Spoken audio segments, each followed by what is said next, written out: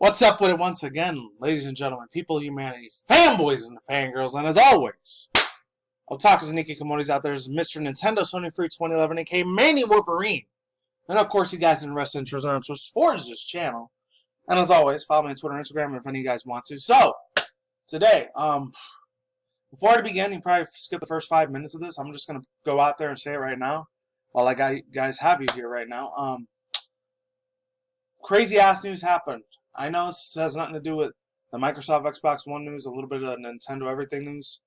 Having Loki announced for Marvel Ultimate Alliance 3 for Nintendo Everything. That's pretty kick-ass because I know in Marvel's Avengers movie, excuse me about that, just finished eating a good-ass, beautiful bacon burrito breakfast. So I got about like 2 hours before I get to work, so, woo! I better do this quick. Usually I don't do videos early in the morning. It's currently about 8:30 right now. Reason I'm so full and hyped up and pepped up with energy because I just finished having this energy drink. Not sponsoring it at all. Before I get that shit out the way, I never sponsor shit in this channel. It's called Reign. Some really good shit there. It's REIGHN. Really good ass shit. Just Google it. It's pretty badass. And plus, it's a lot less sugar, which is crazy as fuck. Usually, a lot of energy drinks have out there a fuckload of sugar. This one, no. It still tastes good and it has less sugar and caffeine, but I'm still wide awake from it nonetheless. But yeah, skip to the 5 or 5:30 minute duration point if you guys want to just skip to all this thing that has nothing to do with it for the Microsoft news and the other news. But I heard from the great fucking mind of the internet, which that was probably a lot of the YouTube channels were talking about this too, and a lot of probably Twitter, Instagram influencers as well. But had to make it clear. You know I'm a Marvel DC fan when it comes to the fucking movies, but I did hear that and I'll leave the links to the description box below if you want to read them yourself because I'm not talking about it in this video. I am, but I'm not going to read any of the articles. So 6 biggest bombshells for Marvel's insane Comic-Con thing. This was yesterday, the other day, on July 20th. So that's pretty crazy shit. It's from Phil Owen. It's from The Wrap. That one you can read on your own, but I will say this. I'll just read the real big highlights one. So this one says, Shang-Chi and the Legend of Ten Rings introduced real Mandarin. A grown-up Monica Rambeau will appear in WandaVision. WandaVision will lead the director into the next Doctor Strange into the Multiverse of Madness. That's going to be cool as fuck to see that movie. Natalie Portman is coming back for Thor, Love and Thunder. The thing I don't like about it, hopefully it doesn't do no SJW feminist crap or whatever, because if it does, that movie's going to suck. And seeing how Chris Hemsworth was, I didn't watch the Men in Black International thing, but unfortunately, IRL, I wouldn't be surprised. He's kind of unfortunately, I don't want to say it because he was really good as Thor. Got mad respect of him as an actor, but IRL, I mean, I don't know the dude in real life. I don't know him on camera. Obviously, I did. I'd be rich as fuck, but I don't. He's probably like a simp. He's just straight up a simp, and he bends to knee as a soy boy, unfortunately, because he lets women walk all over him in that movie, especially in the Men in Black International one. But that's all I'm going to say about that. Masharala, hopefully I'm saying that right. Masharala Ali is Blade. That's pretty wild as fuck. The Blade series is coming the fuck back. I cannot wait for that shit, man. Hopefully they'll make it some political sort of message that's going to be in there. I hope to God they don't do that. Hopefully Marvel doesn't do that, but they've done that a few times, especially look at fucking Captain Marvel. They did it a bunch of times. That was a couple months ago when that fucking movie came out. I still want to go see it, but like I always said, as long as the action and adventure shit is there, I'm cool with it, but they pushes all this political, social agenda, ideology bullshit in there, I'm not going to give a fuck about the movie. I'm leaving the fucking film the second they start talking about that shit. Because I want to hear about that other bullshit. And then the actress Awkwafina is coming to MCU as part of Shang-Chi. Any people don't know who that is? It's this Asian chick that used to be a rapper, and then I think she ended up being some sort of celebrity or whatever. So there's that. Anyways, there's that. And then I think this was from San Diego Comic-Con too, on DC side of things. I think they talked about Doom Patrol 2 and 3 coming out. I don't know. Maybe for Netflix or maybe the traditional movies. But this one says Gal Gadot reveals the first look and costume for Wonder Woman 1984. This comes from Alexis Scolti. Scotty or Scoltiel? Sotiley. However you say that fucking name. I don't know. But yeah, I'll leave the links to that in the description box below. Oh! And I was going to show you. Not show you. I wish I could, but maybe one day I will. I don't know. These are all the movies that are going to be coming out from 2020, I think mid-late next year, to 2022, I think. So it's Marvel's The Eternals, Marvel's Blade, Marvel's Falcon, The Winter Soldier, and The Winter Soldier. Hawkeye is going to be coming out. Marvel Studios' Black Widow is going to be a own movie. Loki's going to have its own movie. WandaVision's going to have its own movie, like I said. Shang-Chi, Thor, Love of Thunder, those two are going to have their own movies. Doctor Strange Multiverse, I'm hyped as fuck for that one. That one, Black Widow, Hawkeye, the Avengers one, and Blade, I'm really excited for that shit. The other ones I'm not sure. Hopefully Loki does good. Never heard of the Eternals and Shang-Chi, so. And then there's Marvel's What If, so that's probably going to be multi-universe shit there. Let's get into the real news now. It's 5.5 minutes. I did longer than I thought. Sorry. Microsoft's Xbox revenue is plummeting, and here's why. I was going to read this from VentureBeat, but it has a lot more problems than this one, Forbes magazine, does, but whatever. Dave Thier, so shout out to him, the one that made this article. Give credit is due. We knew it was coming, and now here it is. The console industry is entering into a transition. Both Sony and Microsoft have confirmed the existence of PS5 and Xbox Project Scarlet. Development of major AAA current-gen games is slowing down, and people are starting to look to the future where their hardware purchases are concerned. It means that the current-gen hardware purchases are going slower down and considerably, and we can see that Microsoft's recent financials in the fourth quarter and fiscal year 2019. Many of you guys are Xbox One fans. You either care about this or maybe you don't, because you're probably looking forward to Project Scarlet a lot more now. Microsoft saw a 10% decline in gaming business.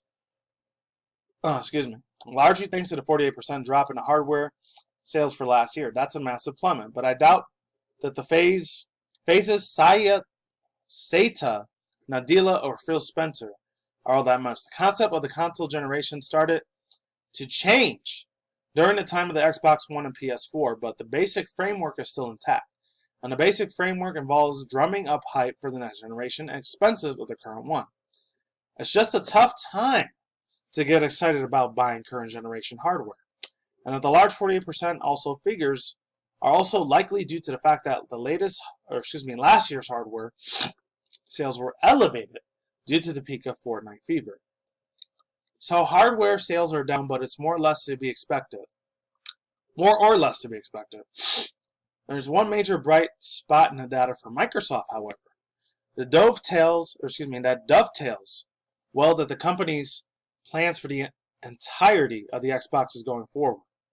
While software and services declined year over year, again blame the absence of the Fortnite fever, Microsoft noted that 14% of the growth in the Xbox Live users, as well as growth for subscription net revenue.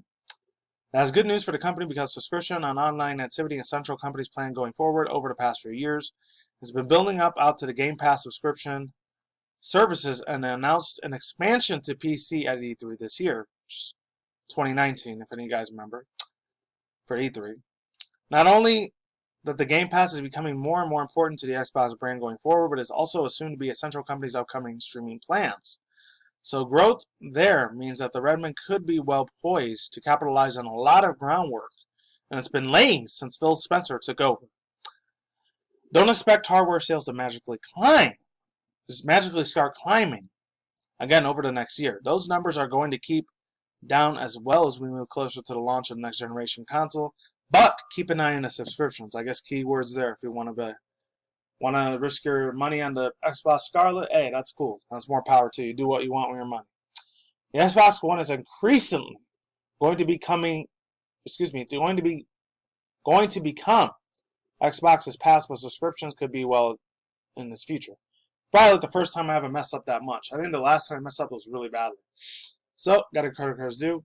Overall thoughts, views, and opinions, man. Oh, fucking man. Oh, woo! I just really hope to God that Microsoft doesn't screw up with the Project Scarlet. The only thing I'm saying is this. I mean, if they're going to be a lot more hard at work,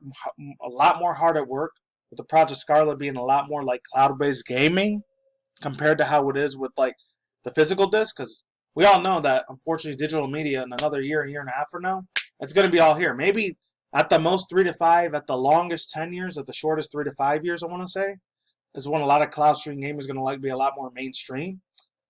And we're going to have to get used to that. A lot of old school people like me that grew up with gaming, I'm not going to lie, it's going to hurt, but we're going to have to get used to it, unfortunately. Unless they do decide to keep making physical, physical CDs for certain future consoles. That would be crazy, but there is going to be a time where that might not exist anymore. And I'm not looking forward to it, but I'm just going to have to deal with it. But this one comes right here from Brian and E on Nintendo Everything. Loki is announced for Marvel's Ultimate Alliance 3. And I just finished talking about a lot of Marvel stuff earlier.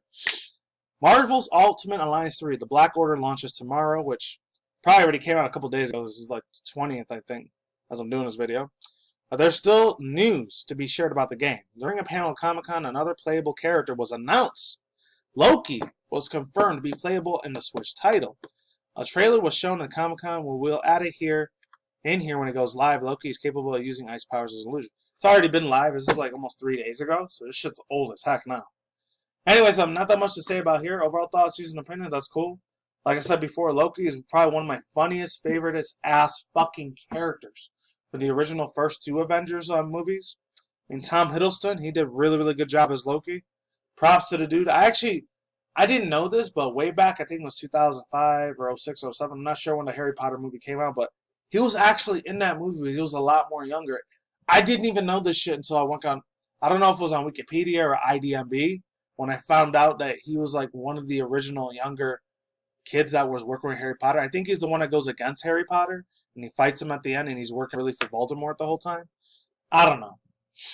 He was badass in that movie too, so I don't know what it is. I'm not trying to get race or nationality or religion or any of that bullshit involved, but for some reason, a lot of British and Australian actors, man, it's like, compared to a lot of American and even some Canadian style actors, it's like, fuck. They do really fucking good when it comes to their fucking acting. I don't know what the fuck it is, but it's like they're naturally good to acting because they had a lot of Shakespearean shit way back in the day, like the 12, 13, 1400s. And that's what makes them really a lot more extra professional actors than the ones here in the US and Canada usually are. I don't know. I mean, I'm not saying the ones here are crap, but it just is what it is. That's all I gotta say for now. Oh, and there's this new game thing, Astro Bears. I don't even know what the fuck this is, but probably not gonna care about it. So really all I got to say, usually these things go past 15 minutes, but yeah, that's all I got to say. I guess another month and a half or 2 months from now, I'll finally be able to do chat and breezes when it goes under 100 degrees. Thank God. But that's it. Links to description box down below. Cards, how to sign about here. Peace out once again, ladies and gentlemen, bros, women, fanboys, and fangirls. And as always, we'll talk to Nikki commodities out there. I will see you when I see you guys. Good day, have a good night, wherever you're at in the universe out there. Stay tuned for more future article session reviews, including video gaming industry news, anime manga news, internet news, and other apps of the video. Peace out. I'm out like sauerkraut. Later and goodbye. I'll see all you people on the flip side. Peace. Later.